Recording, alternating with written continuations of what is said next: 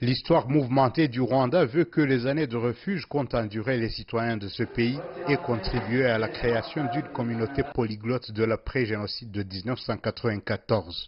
Durant longtemps, l'anglais et le français ont eu leur place dans cette société où le bilinguisme est un privilège dans différents aspects de la vie quotidienne, comme l'obtention d'un emploi.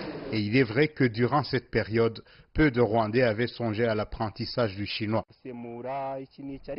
Prenons l'exemple de l'anglais. À un certain moment, connaître cette langue était de l'or, car on pouvait gagner de l'argent en servant d'interprète.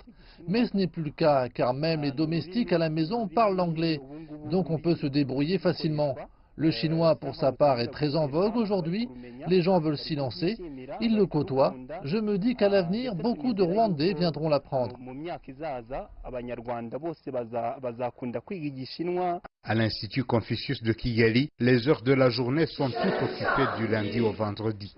Un groupe de 30 étudiants occupe cette salle après leur cours quotidien à la faculté. Différentes tranches se succèdent dans les 4 salles de classe dédiées à l'apprentissage de cette langue. Et si chaque année plus de 5000 personnes s'inscrivent pour ces études, ce n'est pas pour rien. Certains savent en tirer profit. Des fois, je peux travailler mes cours avec un emploi temporaire en servant d'interprète dans des compagnies chinoises. Mais quand des ressortissants chinois sont ici, ils n'hésitent pas à m'appeler pour que je les aide à communiquer avec les Rwandais. Certains arrivent même à demander au directeur de l'Institut s'il n'y a pas un élève qui puisse les aider à interpréter, qui à son tour me les renvoie. Même si l'Institut Confucius connaît encore une insuffisance d'enseignants, un pas considérable a été accompli avec la mise en place d'une bibliothèque pouvant aider les étudiants à trouver des guides académiques faisant référence à la culture et à la langue chinoise. Cet effort, selon la direction de l'Institut, représente un atout pour ceux et celles qui souhaitent faire leurs études en Chine.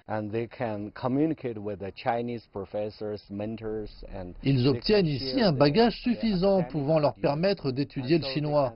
Il y a différentes options qu'ils peuvent suivre en étant en Chine, comme la construction, le génie civil, la biologie, l'éducation ou la pharmacie.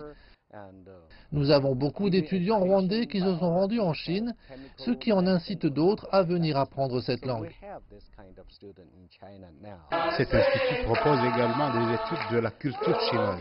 Les quelques minutes de récréation servent à apprendre des chansons chinoises ou pratiquer d'autres exercices culturels. Depuis la création de l'Institut Confucius en 2008 ici à Kigali, 12 autres branches se sont créées dans différentes régions du Rwanda.